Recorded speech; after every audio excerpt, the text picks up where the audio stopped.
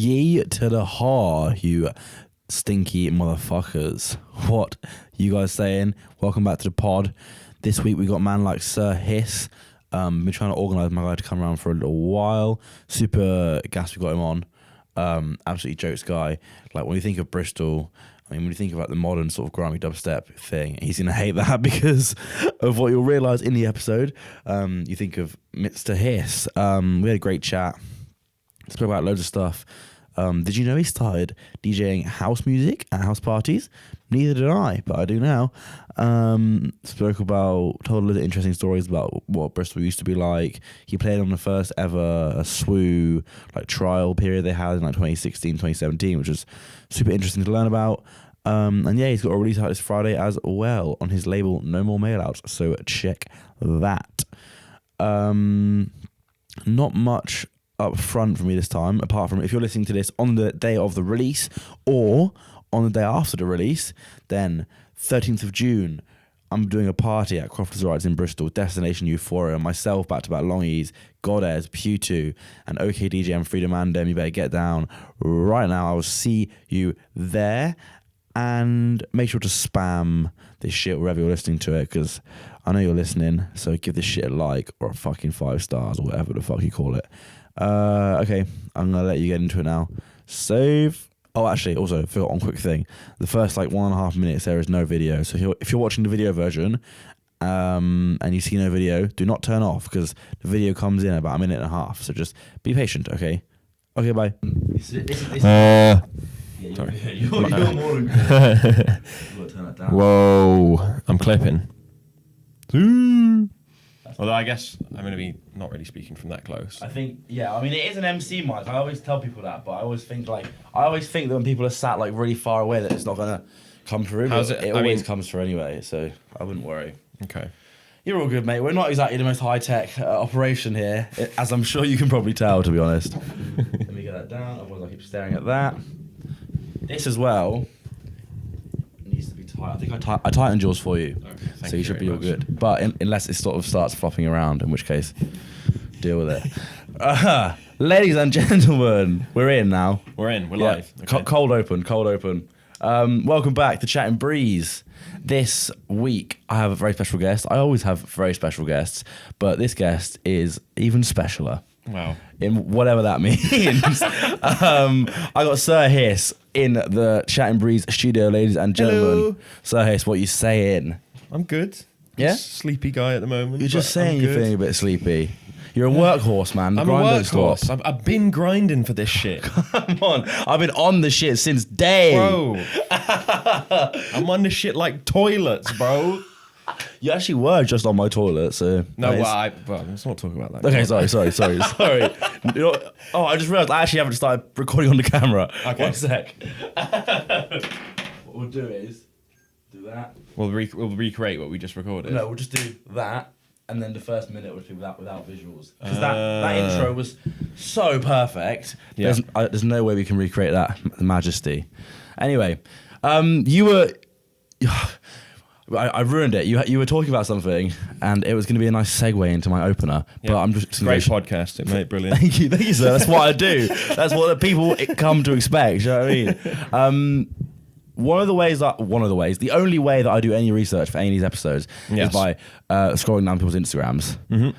Your Instagram goes back so far, bro. Oh my God. I don't know if you've checked how far back your Instagram I've checked. goes. I know exactly what you're on about. I've got pictures from a house party of my mate Shaq. Prom ting when I had the white tux. Yeah, come on, hashtag man. bubble bath. Hashtag bubble bath. Yeah, that was at a house party. We poured someone's bubble bath all in their bath. It was wild, mate. Jokes, back in the day, mate. That is jokes. Mate.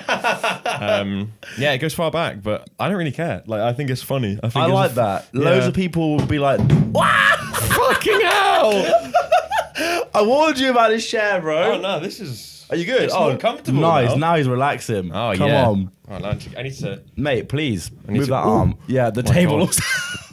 I realise that you are just slowly finding out how scuffed this whole studio We're setup good. is. Yeah, a lot of artists would be like, nah, I don't want that on my Instagram. I thought it was really interesting that you just fucking left that up there. I'm not an artist. I'm just a man. I like that. No, that's pretty cringe. That's I don't know. I just... We're just simple men. We're just normal men. That's it. Yeah, what's that from? It's one of them. The channel. It's Channel 4. Bear No, behaving that's badly it. or something. No, I don't know what it is. It's something like that. Anyway, I'll put it behind us on the There we screen. I don't know. I don't really care that much about like having. That's actually not true because I really care about being super professional about some things. But my Instagram, it's more for my sake. Like I can scroll back and look at these like fucking almost over 10 years ago posts of me and my pals having a fun time. What do you like to be professional in then? Emails. Oh yeah, you got Actually, that's not even true. You got that email etiquette, yeah? Nah, that's actually a lie because my email like signature is done no to MySpace, not like kind regards or anything. Do you hit people with the dear sir / madam, or are you? No. I don't know what I'm on about. Like I'm not serious. I try and be professional, but I think it doesn't go well. Okay, that's okay. I think it's the thought that counts, isn't it? You know. Yeah. So, did you grow up in Bristol? Sort of. Yeah. I grew up in Bristol. So I was born in London, left London when I was 3, moved to Bristol. On your own? Yeah, it was a hard life, mate. I had to grind for this shit. With the little stick, with the little on your shoulder, yeah. And a harmonica. Nice fake grass in your mouth. Yeah. And then I came to Bristol. Left Bristol when I was 4 or 5. Went to Brussels. Wow. Belgium, lived in Belgium till I was 9, and then I've been back in Bristol ever since. What? Why Brussels? I guess you were a child, my dad so you didn't really have much of a choice. I was like, here mate, let's go Brussels. It's wicked. I love the left beers and that. Yeah. Come on, were you sampling the lefts out there? I'm not even gonna lie. I was telling someone about this recently. I was at a not house party. Sorry. I was at a birthday party in year 4. Year 4. I don't know how old you are in year 4. 8, I think. 8 or so. 8, yeah. And everyone had little mini beers. Really? Yeah, like little Hoegardens. So they take it really serious out there. So it basically was a house party. They were having it. Was there a DJ? I can't remember. Maybe to be fair, it was at I think they hired out a bar or something. Hard. Insanely hard. That's unbelievable. Come on now. I mean, childhood drinking. Yeah, let's go. What did you make of Brussels then, apart from the high rate of childhood alcoholism? It's a cool place. I like it. I've not been back in a long time. It's people always hate on it. People just hate on Belgium. Who's hating on Belgium? A lot of people. Who? I don't know. They just think it's a generic ass place. Like really? Yeah, the French hate Belgium. Right. I mean, what don't the French hate? Croissants, baguettes. Yeah. Beef bourguignon. Smoking. Oh, that's a classic French pastime. That might be the most classic one. Cheese. Being a mime. Yep. Come on, what else you got? Oh, fuck, man. I should know this. Onion soup. Oh, of course. Onion soup, yeah. Did you know, in France, this could be completely wrong and incorrect, it's illegal to cross the road when you're holding a bag of onions? What? Why? I don't know. What's the charge? It's one of those like eating old-timey, a meal? a succulent Chinese meal. No, it's like one of those like old-timey laws. You know, like in the UK, you can still technically like challenge someone to a duel. Oh yeah, it's like you can't cross the road while carrying a herring or whatever. You know what exactly. I mean? You can't bring out your cloth in front of the king or something. Yeah, well, I mean, you probably can't do that anyway. To be fair, but fucking nonsense. Yeah. Anyway, so you left Belgium. I left Belgium. When you were like 9. Yeah, came back to Bristol. And did you always have like an interest in music? Like where did that stem from? Well, my parents have always been well into music. Right. Like my dad's always been like playing the guitar and in bands. My mum's always sang. My little brother, fucking talented pricks, like grade 9 piano. Really? No way. Yeah, he's a fucking prodigy. I'm not going to lie. He's fucking sick. Yeah, basically, I could have been like that, but I had like a big sporting injury. You know, I had to stop. I was doing piano when I was younger. Yeah. I stopped doing that. I really fucking wish I didn't do that because I was actually quite good at piano. You stopped out of choice, or? Yeah, I was a kid. I was like, I don't want to fucking play piano. I want to play running around or like over the hedge demo on my PC, like shit like that. To be fair, it's you know what I mean? Like, fuck, I got priorities. I want to play like RuneScape and shit, yo. Yes, to be fair. But then, I started playing the guitar in primary. Like when I came back to Bristol, fell off of that because I heard about like I was like all these kids in year 7 were like, oh mate, you heard of like Casper and Roscoe and that, and I was like, yeah man, yeah I have, and I actually hadn't. I was lying. I was like, that's how it all starts though. That's how it all starts. Yeah. You got to get in there. Yeah. Do you ever think about getting your brother on one of your tracks then? You're gonna... Yeah. To be honest, he sends me like, because he's like really into like, we're both into like video games, super heavy. He makes like soundtracks. He's like working on a game soundtrack. Sick. For some sort of game. I don't really know. He's doing his thing. He's at uni. He's just trying to juggle making a game soundtrack and that. But hard. Yeah, I have wanted to say, I was like, can you send me the MIDI for this? And he was like, yeah, man, yeah. He's like textbook producer and he's not sent it. There we go. It doesn't matter what industry you're in. Literally. Unbelievable. I wanted to chat a bit about the video game influence because obviously, it's very obvious that's a very large part of like where you draw influence from, at least for like, watch that mic, sorry. Yes. No, it's fine. Also, maybe I want to lean back even more. Sorry, am I getting out of frame? No, you're just about in frame. There you go. You're perfect now. Yeah, like a lot of your tracks have very heavy video game influences, whether it's like the sampling or whether it's like even like the videos that you use to like help promote your shit sometimes. Yeah. Like I'm a serious gamer. Mate, trust me. What's your poison? What kind of games are you going for?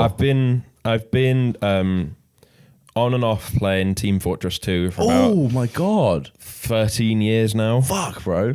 Who do you play on that? Now I just play Hunter. Okay, nice. That Hunter? What am I talking about? Sniper with the Huntsman, the bow and arrow. Come on. Are you PC on that then? Come on, man. You know that, brother? Yeah. Obviously. Come on, man. I justified getting like a new production PC. Yeah. I was like, I'm going to have to get a graphics card as well. God, what am I going to need? I'm going to need this for my game made in 2007. Yeah. And to zoom in really far on your Ableton projects as well, you know? Nah, FL Studio, man. Sorry, my mistake. FL Studio, You're man. Fruity Loops, man. Come on, man. Why? Because it's gully. Is it? Well, I guess so. It's what I grew up on, isn't it? Like, okay, well, this is what you started on. This is the thing of it, isn't it? Yeah. Have you ever tried moving to any other ones? Or Nope. No interest. Really? Yeah. I mean, the thing about it, like they all do things really, really well. Everything, they all do one or two things really, really well, and then everything else is kind of similar between them. The stuff that the FL does really well is the way I guess that's because I've grown up. That's how I've like started producing. It's just because I appreciate those aspects. If the issue there is things like when I was recording this session yesterday on Logic, the automation on Logic is just unparalleled. Yeah, it's so fucking easy to use. It's like FL, you got to like create a new automation thing. You can't, it's just a bit convoluted. FL, oh my god, you're trying to use fucking. Sorry, I keep moving the table. You're trying to use external MIDI. Good fucking luck. Right. Enjoy the fucking sample delay. But I figured it out. It's yeah. So you have used other ones then, at least. You have that experience. To be fair, actually, I actually started on Ableton. Right. And I switched because I was like, I don't like this shit. You literally were like, I'm done with you. Yeah, I was making like house back in the day, like just pure house. Was that with RZ? Is that what that was? No, with my mate Julian. Okay. Juicy. No, what's he called? Del Monte now. Come on, big up Del Monte. Big up DJ Del Monte. A brand of juice. Yeah. Juicy. His username is Juicy. No, he's gone to Del Monte. Come on, man. There's layers to this shit. Sorry, I keep clipping it. Like no, parfait. Mate, it's okay. I'll compress it. You're all good. Oh all yeah, good. come on. We producers and that. So we were like I think that's when I started DJing. I was like DJing. This is another clip. Sorry, I keep touching shit. No, that's mate. Touch away. It's fine. What was I saying? Like we were DJing house parties. Yes. Like playing like a pure house, jacking. Oh my god, mate! House back in the day. I enter, boom, boom, boom. I enter, boom. I enter. What else was there? It's like early 2010s stuff, right? Yeah. Oh my god, it was amazing. St Andrews Park, UE boom speaker on, house music blasting. Those were the days. Skunk in my spliff. On brain damage incoming. Yeah, baby. Paranoia in your later life. That's huge. So that would have been how far into your Bristol journey were you? When I've been there almost 7. Yeah. I mean, since I came back from Brussels, like 7-8 years. So, and that was when was that when you first started really getting into the music and being interested in like? I was. I guess so. Actually, that's when I started DJing. Is when I started getting well into music. I'd liked it before. I was really like into it, but I didn't like think of it in that way of like, oh, this is something I could get involved in properly. Right. Like I was always listening to music like from day. Yeah. I remember like, God, there might be some young people in here that don't even know what the fuck I'm on about, and I'm not even that old. It might be me. It might be you. How old are you? 23. Jesus Christ! No, you're not. You're only 3 years younger than me. I'm sliding too far. How you're 26? I'm 26. Yeah. Oh, yes, I told you that would happen with that microphone. You see, if you can figure out why it does that, I don't know, mate. You're a tech whiz. I am a tech whiz. Anyway, what was I saying? I had an MP3 player. My dad's MP3 player. 256 megabytes of unrivaled fucking power and tunes on there. Every car trip, blasting it on the worst headphones ever. Yeah, oh yeah. Like oh my God. This is gonna sound terrible. No, basically, when I was before the MP3 player days, when I was like a little kid, I was obsessed with Crazy Frog. Yeah, borderline. I was when I was trying to explain this to people in the green room on Saturday, and they were like, "Fuck off!" I literally had like Crazy Frog bedspread. I had the Crazy Frog game. The Crazy Frog game was hard. The Crazy Frog game was unbelievably hard. The Crazy hard. Frog CD.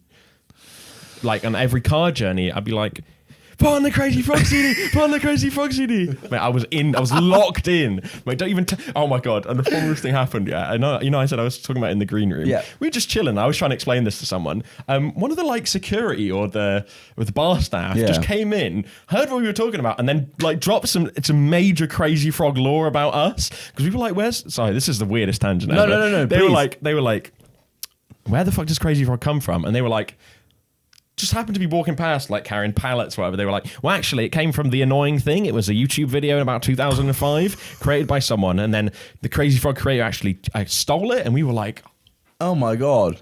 Yeah. Have you seen the photo of the naked Crazy Frog? Yeah, that's what we were talking about. That's what we were talking about. And they were like, oh, let me drop some serious lore. And I literally got out Crazy Frogged in the green room. I was embarrassed. I was like, fuck. Oh, I mean, the original tune is like, I think, undeniably insanely hard. Oh, all of them bangers. Yeah, so. He's got hits. What are the other ones? What? Obviously, there's Axoef, right? That's what I'm banger. talking about. There's Popcorn. Right. That's Crazy Frog. Well, they're all edits of like old 80s tunes, but well, Axoef existed before as well. Yeah, it's from Knight Rider. The 80s show about the car that's like a robot. I know Knight Rider, but I can't picture the yeah, that's the theme song from it. Yeah.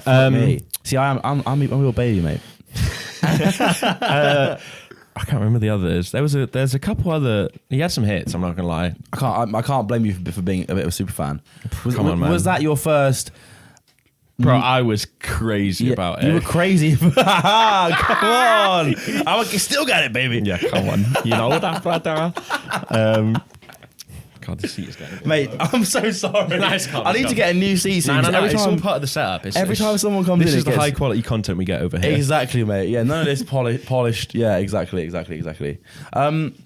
So I can't get Crazy Frog out of my head now. So you were in house music. Would you say that was the first dance music that you were really into? No, I listened to obviously Bristol in it, so everyone was bang on about dubstep. Yeah, I remember someone was like year 7 when I was still into I was into rock music, so I was in a band and that. Whatever. Yeah. Someone was like trying to ask me like, "Oh, have you heard the new Roscoe song? Or have you heard the Casper song?" And I was like, "Yeah." And then I obviously hadn't, so I then went home and did a bit of digging. But it was like bad. It was not. It was like because it was like 2010s. It was like when it was getting to the bad times of like we were banging like Skrillex and that, but like but like really screech shit. I remember there was one tune. It was like, what was his name? Dalla Dubs. It's a tune called Dalla Dubs, Pink Elephants, VIP. Right. I still have it on my PSP as well, by the way. I've got my PSP out. Looked at the old tunes. It's a nightmare. Oh my God. It's bad. It's like Kanye West Stronger, Dalla Dubs, Pink Elephants, VIP. Example, shot yourself in the foot. Yes! That kind of shit. Fuck that kind of shit. Wow. But yeah, bad tunes. Some of them are good, but like some Such of them an were interesting bad. time, like Bluetoothing it to each other. And Yeah, like the yeah. whole thing, Oh my man. god, Bluetoothing each other. Alvin and the Chipmunks remixes of tunes. Oh, Isn't that Sean just- Kingston. Ayaz. Those Alvin and the Chipmunks remixes, is that not just Nightcore now, basically? They wish they were Alvin and the Chipmunks remixes. They don't know nothing about edits. So Hiss calls out Nightcore. I can see the I got headlines beef now. with it. Come on. Nah, actually, I love Nightkill. I got a little bit of ADHD-ness. Come on. When Yeah. did you? What was the first? Can you remember the first project you ever made on Ableton or whatever? Can you remember what it was? Yeah. Go on. It was a house remix Yeah. of Toto Africa. And I still remember the stupid fucking toms I did with the 808 toms. Right. And I did this really, I was like, I can't remember I must have heard it in a house tune. It was like a really massive snare build up. Right. It was like, and like, but it's like, and then it drops into this like, there's this like basic ass 808 clap beat. And like, and the toms go, do, do, do. And that was it. And it was like, Mate, I'm not gonna lie. I want to sign it. Give it to me. you don't want to sign it. It was terrible. And it was like, I think I must have like fucked up the YouTube MP3 download as well. And it was like 64 kilobytes a second MP3 and it sounded fucking terrible. Jesus Christ. But at the time when you're making it, you're like, this. No, I knew it was terrible. Oh, okay. I didn't show it to anyone. No one's even, I don't think anyone even knows about this track. So you're getting absolute gems today. Does it still exist? Is it still out there? Yeah. I think it's still on my dad's computer. Oh God, he's at home right now. He's like, let's see what. He's gonna in a couple of years. That's gonna be worth a couple quid. I reckon. maybe even £3. Maybe even 3. Yeah, we'll see. Okay, so when was that? Like, put a year on That's that. like 2013. Okay, cool. And did you have like a community of people that were doing it also, or were you sort of doing it in isolation? What, making tunes? Yeah, making tunes. Me and my mate, Juicy Del Monte. Oh, sorry. We were, of course. We were the DJ duo. We were slaying house parties. Nice. Come on. Like, it was like house, obviously, but then it got into like bassline. Yeah. Burger Boy. Yeah. Absolute diabolical mix of house and bassline. That is a strange mixture. Yeah, but it's like when bass house started becoming Right, a thing. yeah, I was maybe gonna actually, say. it's not actually. It's maybe I'm getting Like confused. Tom's and Eddie and that sort of thing. No, it's way before then, so I'm Okay. getting confused. But like the friend within that kind of stuff. Yeah, like okay, it's yeah. you know what I mean. That's not Yeah. what I don't know what the hell like Jack in bass. Yeah, you sure. Know what I mean, Sure. Yeah. Fucking whatever. yeah. One of them genres. Was he popping off at house parties then? We were popping off at Yeah. house parties. Seriously, it was crazy. Did you have a duo name or were you just Nah. It was just Sir Hiss and Del Monte. So you've always been Sir Hiss. Yeah. I'm not going to ask you where you got your name from because I hate that question. It's such a hack question Yeah, to yeah. ask people. Yeah, But I noticed you for over 10 years you've been Sir Hiss. I've been Sir Hiss from the get-go. I almost changed it because I was like, "Fuck, the name's a bit stupid." Like, I was going to say, Joe, think about change. I'm not telling you. should. I did think about it a lot, to be fair, especially like considering like how I'm kind of like what I wanted to change what I've been doing like since about March. I've been like March last year. I've been like, damn, I don't really want to do what I'm doing anymore. Maybe a name change would be helpful. But then I never got round to it.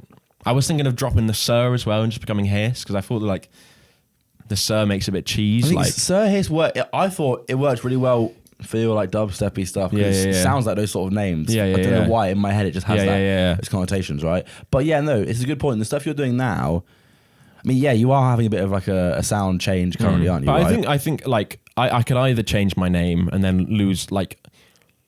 I think I can make it work. I don't think changing my name will be the be all end all, and also I think it works better to have like a kind of history of everything I've done together. Like I'm like that, as you said with the Instagram shit. I've got everything up from back in the day. I've removed some things like some like house party photos and shit. Really? Like, yeah. Oh, no. There's like like people in bushes, like people throwing up and shit like that. Was like, that on your main? yeah. I mean, it was just my I guess, personal you're right. Insta. Like True, it was just me. it's And but like Yeah.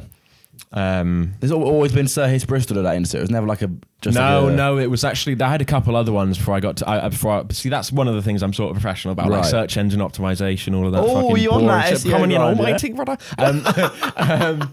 Nah, like so I was like, I think I was Sir Hiss _ for a bit. Oh no. Yeah, the underscore. Yeah, like, that's killer. Sorry to anyone that can't get there at like just get rid of the underscore. This is my problem because obviously I'm Belters Mag on Instagram, but there's like Belters only.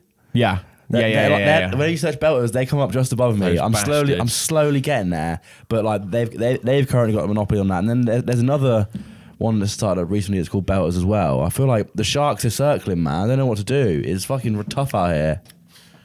Just put an underscore on your name. Yeah, that's it. That's it. I don't know, to be honest. There's no other Sir Hisses, are there? No, everything is too cheesy, which is actually really surprising because it's like a fairly well-known character from a big Robin Hood film. Do you think it's cheesy? I don't think it's that cheesy. I don't know. I think it's a bit cheese, but I don't really care that much. I'm a bit of a cheesy guy. Yeah, no, I like it. Yeah. What's your you mentioned you're going through a bit of like a sound change. What are you changing to, and why, and what you reckon has led you to it? Well, I think so I did a tour with Binga and Addison Groove in March, which was fucking wicked in America. Yes, I saw that. Like that was like one of the, because I've toured America like a decent amount. Yeah. I've been out there quite a bit. And I feel like the crowd never really got what I was doing, even when I was doing like, because I was never really pure dubstep anyway. I was always doing grime stuff with dubstep mixed in, and that's even in my productions. I don't think I've got like maybe one actual dubstep song. Everything else is grimy, but yeah. Anyway, like I went on that tour and we would just like I played absolutely no dubstep. We didn't play any dubstep, and I had so much more fun. The crowds were so much more energetic. I was like, damn, maybe this is what I want to do. And I've always liked electro, which is what I'm kind of moving over to doing. But I think there's a lot of things like bubbling at the moment that have like made me think, like obviously the stuff like Nefa and them lot are doing with the techno stuff. I was like, this is cool. I didn't really know anything about techno. I was like, oh fuck it, maybe I've started doing it as well, because I find it's really hard to find good electro, to be honest. Like on Bandcamp compared to techno, I'm buying so much more techno than Bandcamp, than electro on Bandcamp. But yeah. That like techno and grime fusion stuff that Neff's doing is fucking crazy. But that's what I'm trying to do. I was like, yeah, I saw that. I was like, I'm gonna do that with electro, mate. Because I've always loved electro. Like I've had like electro influenced tunes I've made since like 2020. Like I've always liked it. I've always listened to like fucking Egyptian Lover and shit like that, and like Miami Bass and stuff like that as well. But like, I never thought to like really mix it in with my productions. There was always a few like Client 03 tunes like back in the day, because I remember I saw Lucy playing one of them in one of their sets. I was like, this is cold. I was like, what's this tune? And they told me, and I was like, yeah, banger. But then I never really got into it that much, and I was like, fuck, I didn't dig as much as I should have back then. But now I'm in my era. I don't know the depths of electro. I don't really either, to be honest. I know like a decent amount about it, but it's not like my lore knowledge of is like for music is just grime. My grime lore runs crazy deep. I'm like, you're the metal messiah, aren't you? No.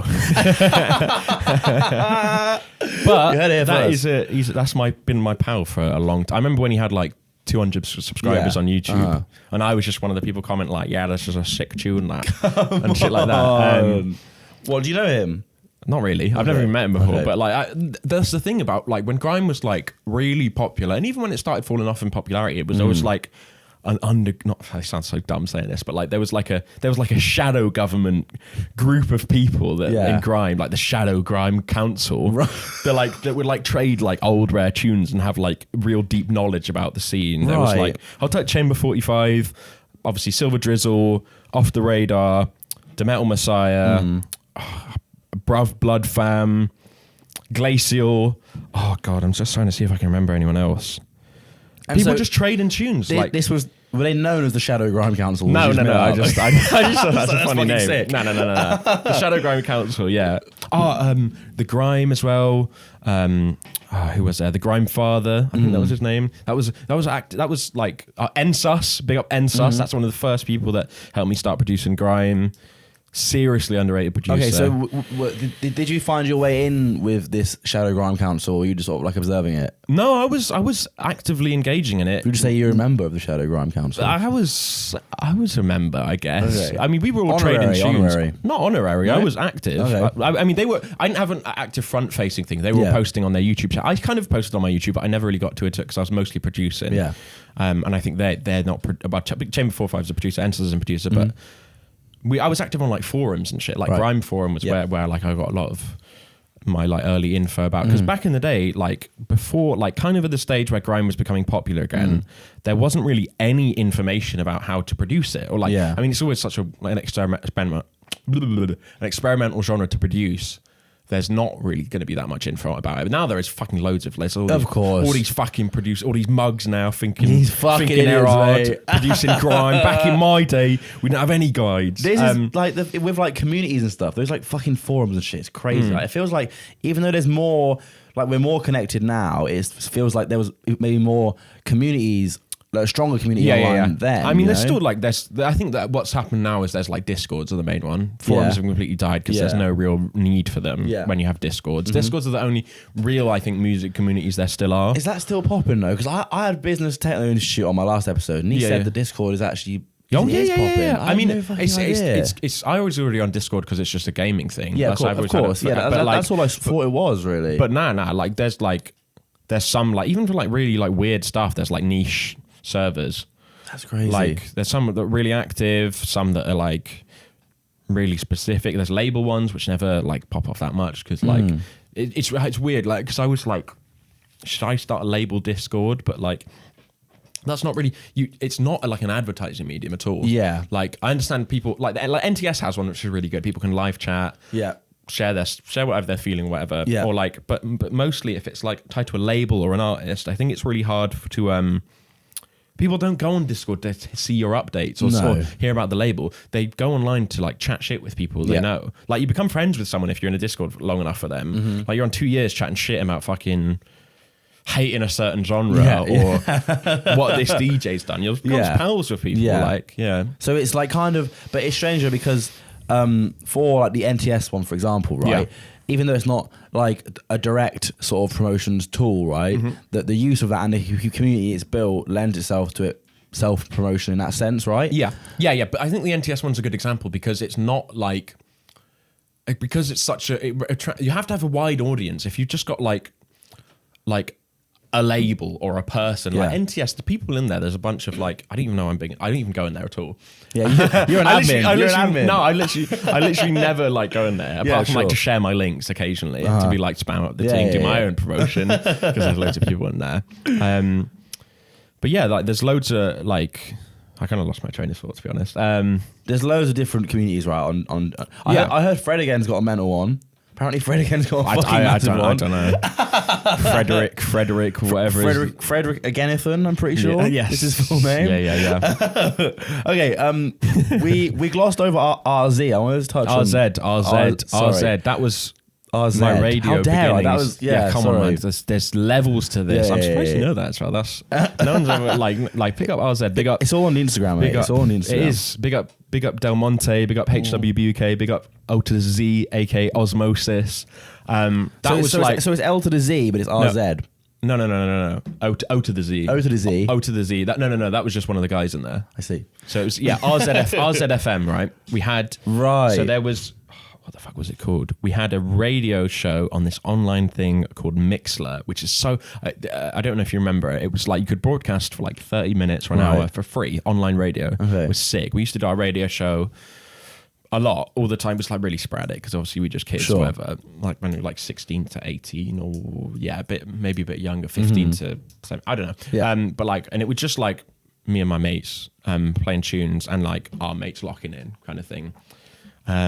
Then one of our mates went into computer science, whatever, web developing, made it us an actual website, and we had our own stream link for a bit. And then we got on SWU FM in its test period. Yes, that was 2016 when it was on for a month. Fucking hell, I can't believe it. Like mental, isn't it? Looking back. Yeah. But we were just on there. We do like an hour each. So it's kind of like. So I hadn't heard of this service. It's kind of like Mixcloud or what Mixler? Yeah, it was only for live broadcast, and it would save it. It was like SoundCloud if you could do streams on it. Right. Okay. It was weird. It was sick though. But it's really annoying because some of the. I wish I could have some of those mixes from there, but they've changed the model. Our page doesn't exist anymore. Kind of shit like that. But yeah, we were relatively.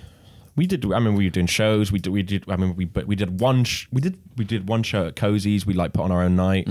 Will It Blend? Classic poster. Come on, Will It Blend? Will It Blend? Is the poster online still somewhere? Probably. I'll put it behind put it there. It is. Will It Blend? I'll send it to you. I can probably get it. Fuck. And we had a big like blender, hand-drawn blender, and like RZFM, I think, in the blender or something. Oh, so it was RZ was the name of the broadcast / I guess RZ, we pseudo were like station. RZF pseudo station. It was the group was RZFM and the station and everything. And then we booked. We did one night where we booked one person. We booked DJ SagePay, more commonly known as Furious Styles now. Oh yeah, big DJ. I mean, you must have been getting some attention if Swoo wanted to get you on their test broadcast. Yeah. We did. We played for some shows at Motion for Warm Red Stripe and occasionally some money. It was mate. It doesn't get any better than that, really. Mate, come on, Room 3, Warm Red Stripe.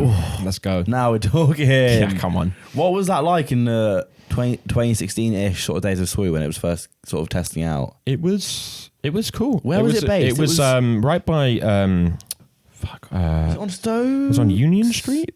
Where Street? SWX is? No, a bit further up from there. It was by the Crown. No, not the Crown Courts. Do you remember Small Horse? That's another Bristol classic. If you were going out and listening to house at Small Horse doing pingers, you had a sick time. Oh my god! I think I must have missed that, honestly, bro. Oh my god! Remember anyone? My house events at the Lanes, serious. Really? Wafters, mate. Wafters, mate. Come on. Whereabouts was that? Small Horse. Remember the names of any street places. It's also, to anyone that's not in Bristol, this is a pointless conversation. It's fuck. Say you're coming out of I'm gonna have to just. Well, I'll send you a picture on the map. It's right here, guys. It's right here. Look. Here we go. We're now outside the Small Horse. Outside the Small Horse, which is now a shitty fucking bar or something. Right. R.I.P. Small Horse. R.I.P. But yeah, it was right next to there. Okay. And it was a cool studio. Like it was like the most professional thing we'd been in. It was good. Who else did they have on that initial thing? Can you remember? I remember they had Bandulu full crew. What were they saying back then? Were they like, because this is like bangers, mate. Yeah, this was when they were like, I think they just dropped the Komodo Fierce Khan remix or Komodo remix. Okay. I can't remember who remixed who. Yes, Komodo remix of Fierce on Bandulu. Sector 7 were doing loads of... No, actually, that was before I knew... I don't know. There was a lot of stuff popping back then. Lemsdale was making bangers. Of course, he always has been. All the crew was making... Was it mainly like 140 stuff that they had initially then? I mean, to be honest, that's what I was into. Sure. That's what I was locked into then. So that's, I think, what I took the most attention of. Yeah. I can't really remember. I think... oh, God. I'm sure there was a Sufferer's Choice. Oh, maybe no, but I think maybe that was when he was still on Passion. I can't remember, to be honest. I remember Van Lulu was on there. How long was that initial? Die was probably on there, obviously. Probably, that test period was for a month. Okay, so you had one show then, or we had 4 shows. I think we did a show every week. Fucking hell, mate. Fair enough. But like we split it because there's 4 of us. Yeah. 2 of us would do a show, and then the next 2, and then we'd do it so we'd have a different rotation each time. Yeah, where it'd be us and someone else. Sure. So yeah, that was sick. And then they were like, basically, it was to see if Bristol needed a new radio station. It was all this massive campaign. Does Bristol need a new radio station? All that shit. What was popping at the time then in terms of the radio? Yeah. There wasn't. I mean, I'm sure Nudes was. I just wasn't locked in like that. It wasn't really something I was checking for. And I remember I saw it, and I don't know how we got on it. Big up Ollie. Yeah, of course. Every time. I assume through him. I don't know who else it would have. But yeah, there were a lot of people in Bristol actually that were running it, I think, at the start as well. It was like, yeah, that's, I guess, how we got on, I think, just through note connections. I mean, so it went for a month, and then they pulled out for a bit and came back. They had a trial FM range of like, I think it was, what are they now? 103.7. That's the one, right? On your dial. I think they were like 106.8. Okay. Or no, they were 87.7 in the. Jeez. Or maybe. Does it go that low? Yeah. Right. Maybe that's. I can't remember. Anyway. Yeah. Was that your first time on radio? Yeah, apart from the stuff you were doing. I was before then. We were on Passion FM, which is like a classic, like a legendary, like pirate from Bristol. Yeah, like back in the day, I think they were Passion Radio or something. They rebranded to Passion FM or whatever. They had like Ronnie Size and Crust and like Die On back in the day, I think. or maybe that was Ragga FM. I can't remember. There's a lot of like with Bristol. There's a lot of music lore that people don't know about. Like surprising amount of lore that's like untold. Like it's a small place, but like people do not really. I guess if you don't really care that much. Like it's easy to not care because you it's like it's happened 20, 30 years ago. Like, yeah, exactly right. But like I loved like finding the shit out. So like, interesting. So there was like Raw FM, Ragga FM. Oh fuck. These are like Bristol pirate stations back in the day. Where would they be broadcasting from? I guess just like some. I don't know. Some. If you go to this is a great bit of knowledge for anyone that's interested because it's got like every pirate within reason. For like not Bristol, it's called like British Pirate Archives or something like that. It's got like loads of recordings, great for sampling as well. Loads of recordings of like old pirate tapes from '93. Sick. From like, but everywhere though. Like you could find some from like fucking Newport Pirate Radio and shit like that, and like. Unfucking real. That's great. I guess you forget because like the story of like the pirate radio days is very London centric. Super London centric. Which I mean, it's the capital. There's the most people there. Sure. But like, we were doing our thing. Yeah, everywhere was. Literally. Yeah. That's so interesting. Yeah. And was that a similar sort of time to when you started getting books to play out then? Like when I was on Passion? Yeah, or when did that happen, I guess? Maybe we went on Passion after. I can't remember. It's kind of murky in my mind. It's about 10 years ago now. Yeah. I was kind of, I think I did my first booking in maybe like 20. No, because we did loads of bookings in terms of like, as a group, we did like loads of motion ones. Yeah. But they weren't really, they were like, we get maybe 100 quid between four of us. I can't even remember how much it was. Or like, we'd get some beers. But like, that's how it is at the start. Of course it is, yeah. I think I was doing I remember one of my first bookings was with back-to-back Sepia at the Bell. No, not the Bell. What the fuck is it? Star and Garter. Oh, no way. It was Concrete Young Girls that booked us. I think. Have they been going for that long? Concrete Young Girls. Yeah. Mental. Yeah. This was time ago. I think it might have been first of. I honestly have no idea. Yeah. It was, but yeah, like that was one of my first paid bookings. Yeah. I think I did start doing some solo ones at Motion. Like still Room 3 business. What else was I doing? I remember I did one in Oxford, Lucy, which was sick. And I remember there's actually a podcast on there, like 2017, right? Like, oh my God, I was so fresh-faced in music. Like, I remember someone asked, they were like, right, can everyone sign this? Because we'll use it as an Instagram picture or whatever. And I just put my real name. Because I was like, everyone was doing their artist names. I just put like Jeff. Jeff and my surname. Just because I was like, and then you can see I've like, it's still on Insta That's somewhere. So funny. Be up deep cover. That's so funny. Yeah, and then it kind of like... So you did a podcast then? You've been podcasting, bro? Yeah, that podcast was like... I think they were like giving us, they were giving us absinthe and shit. They were like, have some absinthe, bro. Just wait till you find out what I put in your tea, mate. I'm me tripping out in a minute. So this sort of leads you on into, I guess, like maybe 2018. We're kind of at now, right? Yeah. Thereabouts. Yeah, 2018. So 2017 was like the big transitionary year in terms of like my popularity, I guess. Because like that's when I made... the dreaded tune. That's when I made Dan Uzi Vert. And I can't fucking escape that tune. Still? Nah, not really, but like, oh, fucking hell. Like, I'm a bit sick of it. Yeah. I think everyone, once you get to a certain point, has that one tune, right? Where it's just like, this is the one that everyone wants to hear. Yeah. And like, I didn't mind that. Well, the thing is, like, it got really big at, basically, because Komodo played it out, like, and then... a lot of people filmed it and were like, new Komodo. So that blew up because of that. Right. Everyone's like, new Komodo. And then people were like, hang on, this isn't Komodo. Yeah.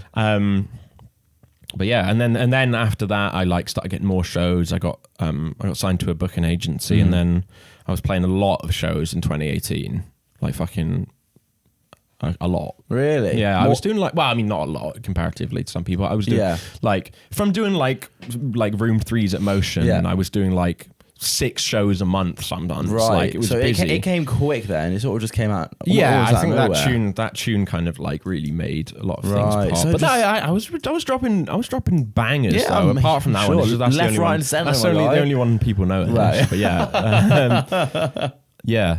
But then I started taking it more seriously in terms of releases, and then I flopped that after. But Are you full time now, or are you? fuck it, I wish, mate. No, Okay. I probably could have been if I stayed doing dubstep, but Yeah. I This don't is- care. Yeah, exactly. Don't care. I'd rather just not. I'd rather do what I want to do. Yeah, 100%, 100%. But there's always the what if I stayed doing dubstep. Mm-hmm. But I mean, Yeah, but you might be full time, but I wouldn't be it's that- happy. Exactly. Yeah. Yeah. and that's what matters, kids. Exactly, not the money. Well, Yep. to an extent.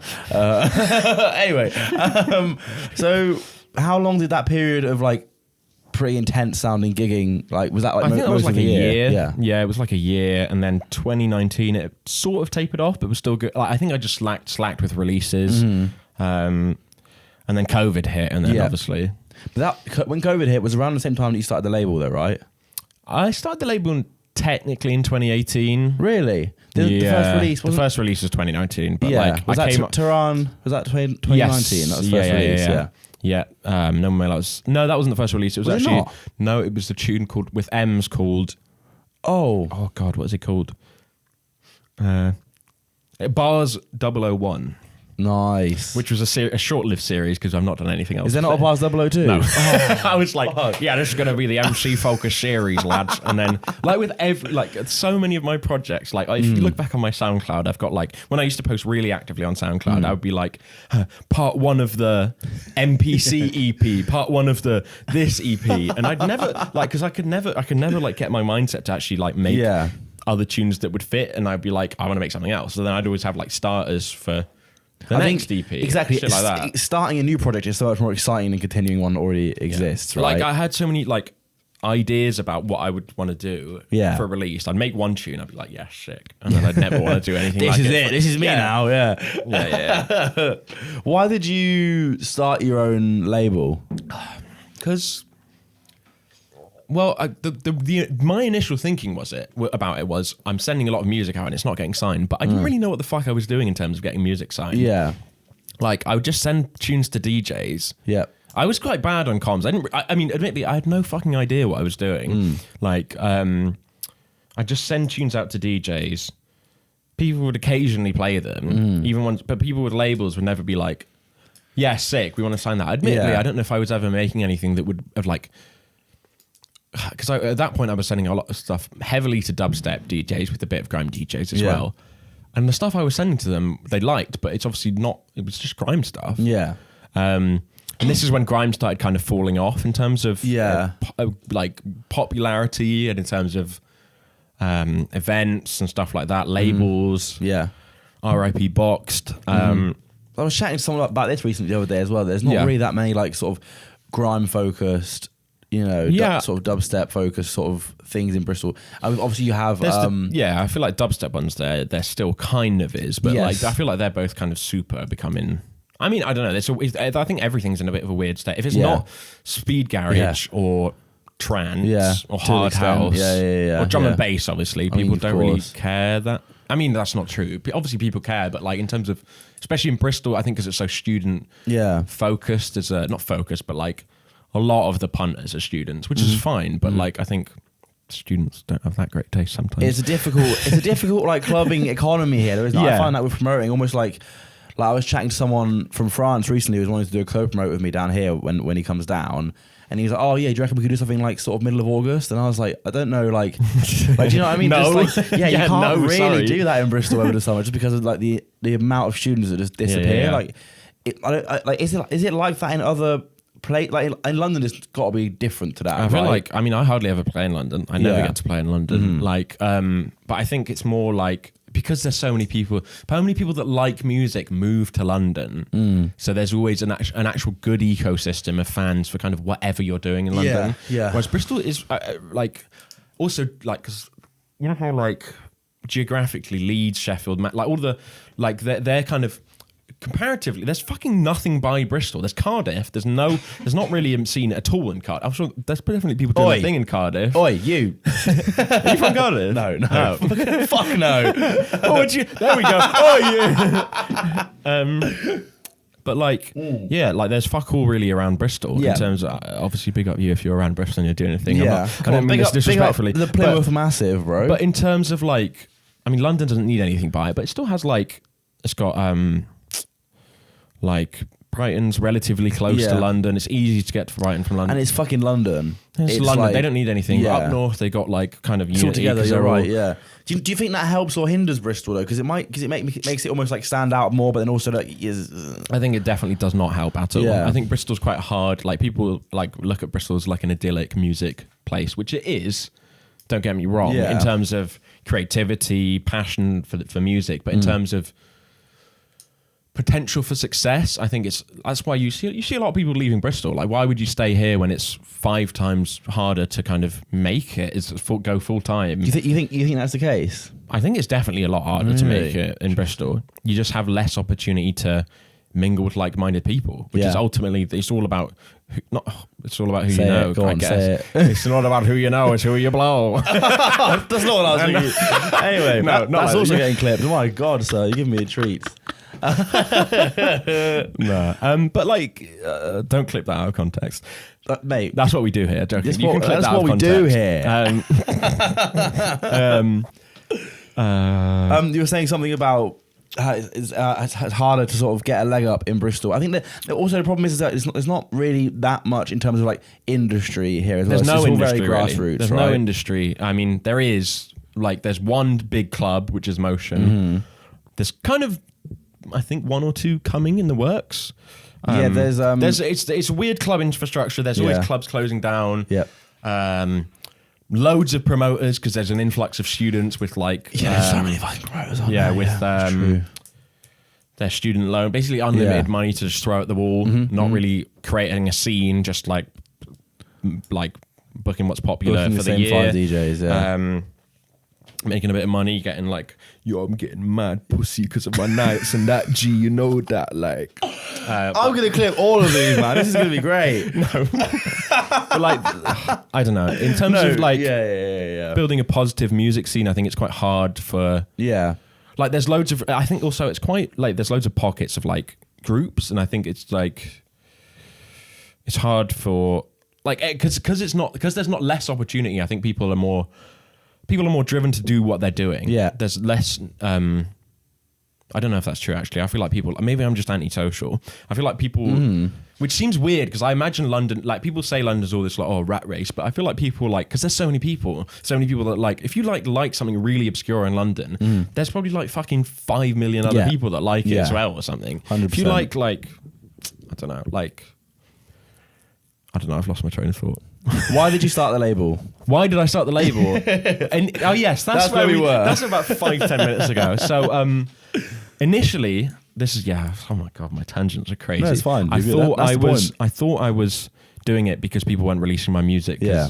So I was like, fuck, I'm gonna do my own thing, which is why I did it. But but like I think just having an outlet for my stuff that I felt like was good enough to come out.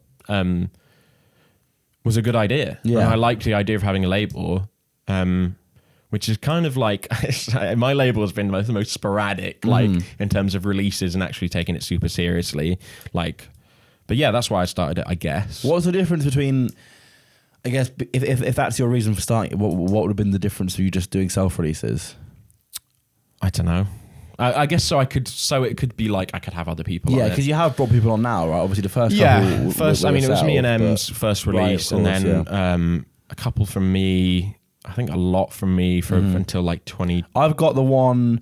I can't remember what it's called, but it's got like a detective. Yeah, what that was. Yeah, I got that one. That was one of the first release. records that I bought from Idle Hands, actually, back in the Disney. Yeah. Pick up Idle Hands. Come on.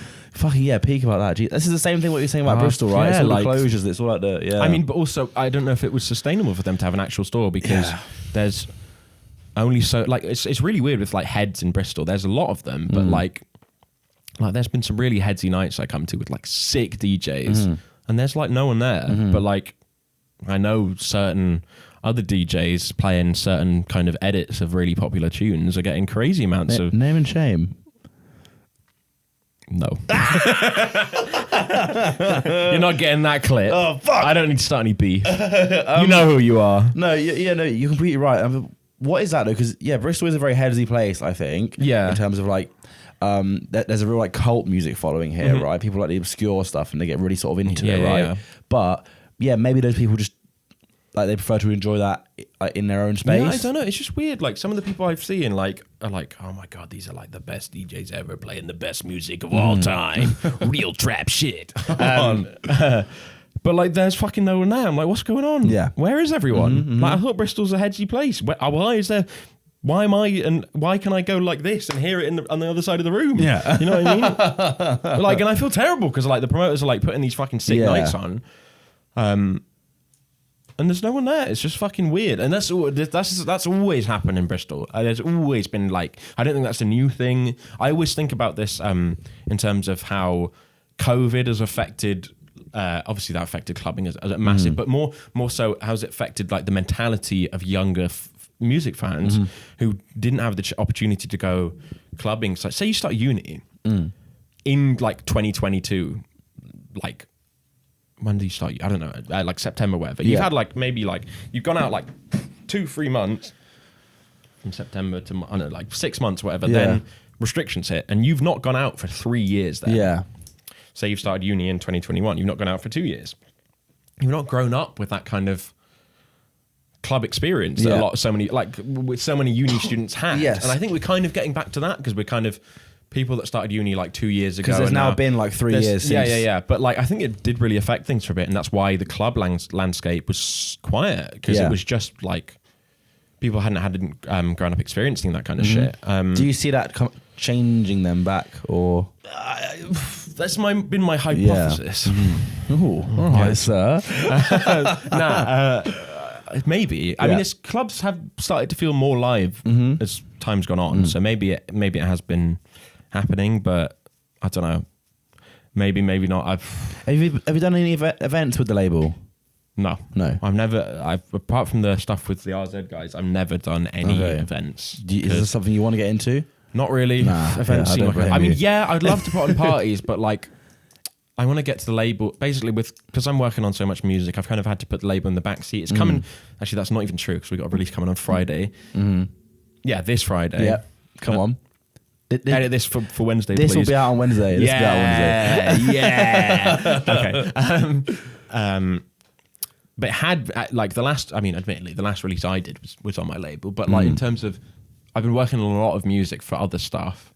So it had to take a backseat in terms of releases, which I'm finally getting back into the swing of it. But like, I can't remember the point where we started talking about this. Just like you're doing events. Oh yeah, doing events. I want to get to the label to the point where it's like a sick label and people know it's a sick label, not just where Sir Hiss releases his tunes. I want to start releasing more like just more people. But it's quite hard, like, because I think especially because of what I'm doing, I do get sent a fair amount of demos. I'm like, this is really good, but it's not where the direction I want to take the label anymore. So I really appreciate it, but like, that is always difficult, isn't it? Especially when you're going through a bit of a change. And I always think that there's about a 6 month at least like delay in terms of how people perceive you and how you perceive yourself. 100%. Like, you're like, I'm a fucking electro. Everyone knows, like, I'm fucking grime and electro and that, and then like people are like, oh yeah, wicked 140 wobblers from Hiss.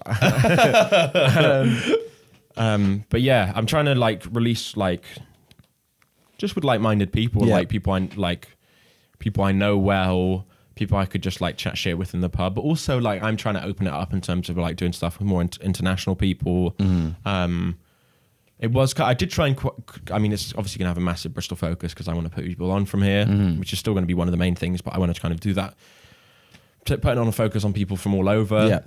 Take it from just being a Bristol based label to like take that out of the title, so it's not just Bristol. It'll be whatever. It'll be like, hopefully I want it to be a sick label, but realistically I don't think I have it's really hard to manage doing a label, being your own producer and DJing, and working a job. It's like you can't. One of them is always going to slip, and at the moment, that's going to have to be the label, which is unfortunate. But it's like it's what like with the resources I have, I don't have enough time to give everything that Love It needs, which is like speak, Yeah. but that's how it is.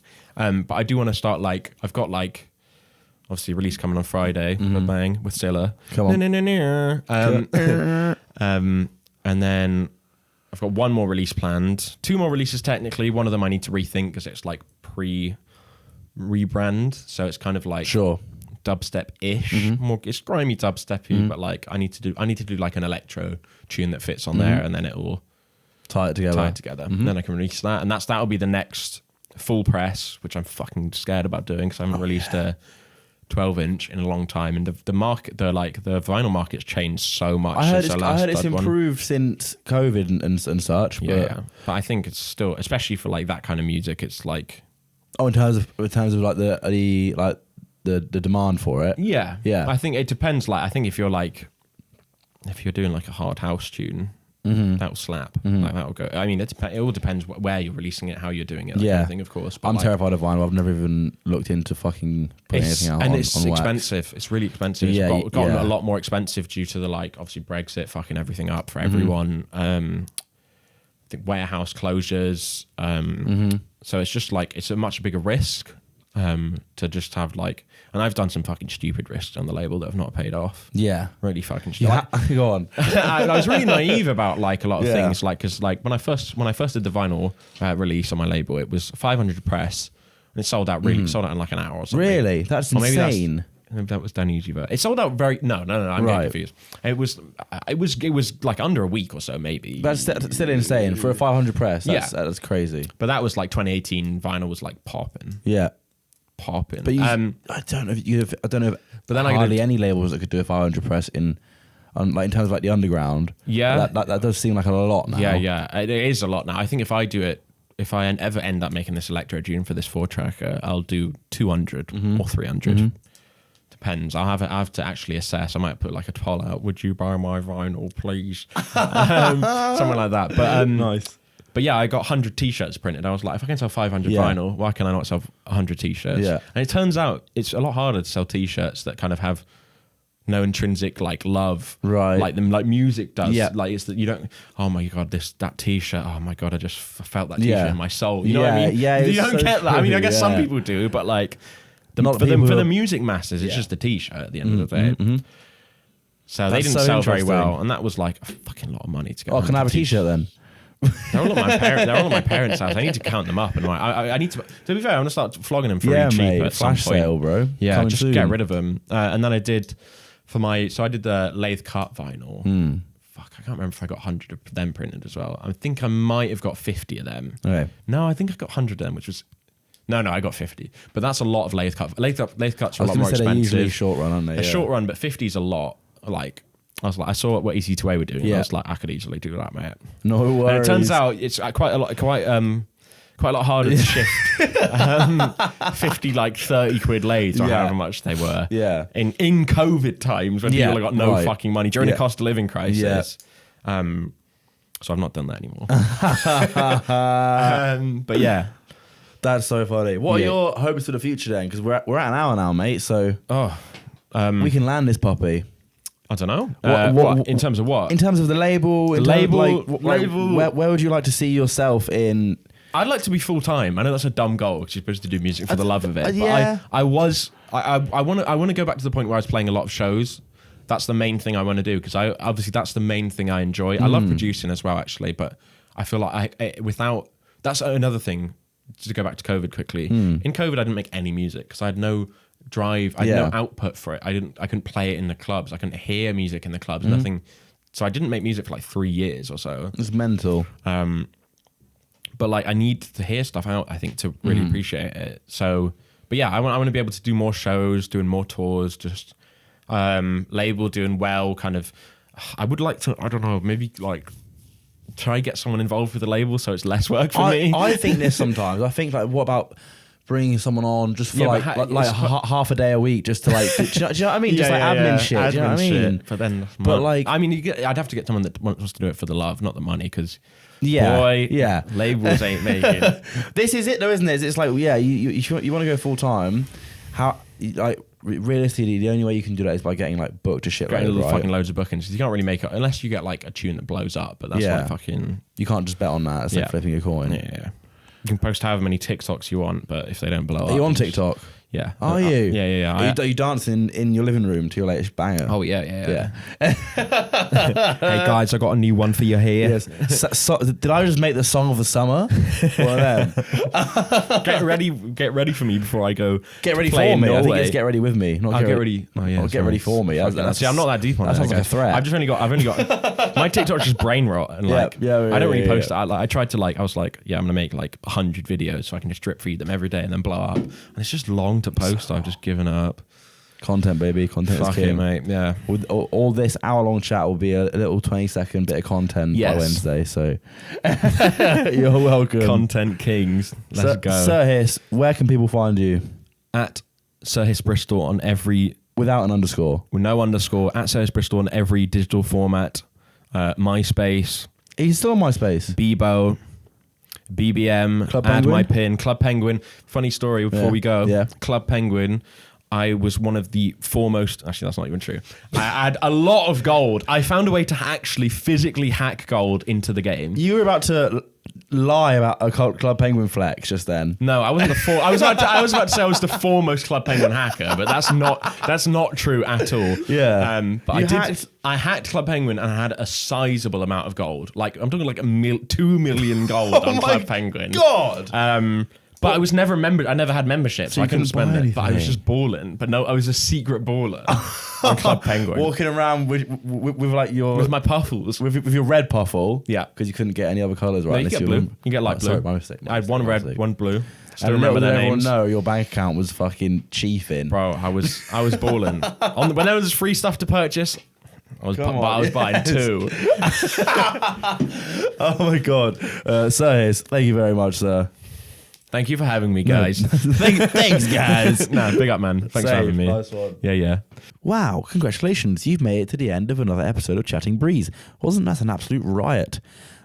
Cheers for making it to the end and keeping that sweet retention rate nice and high. Oh, my phone just buzzed. Big up for listening. Got a wicked episode next week as well. It's been sort of sitting on my laptop for a little while, waiting to come out. And we're finally getting it ready to go. So a little bit of a longer one as well. So keep your eyes peeled for that. Patreon.com/Belters if you want these episodes nice and early, and if you want all of our tunes for free. And yeah, Destination Euphoria, June 13th, Crofters Right. Come, please, I'm begging you. No, only joking. You get a free finger light when you come in through the door. I'm going to make sure the doorman is giving them out to you. So if you didn't have an excuse, then there's your excuse. Okay, bye.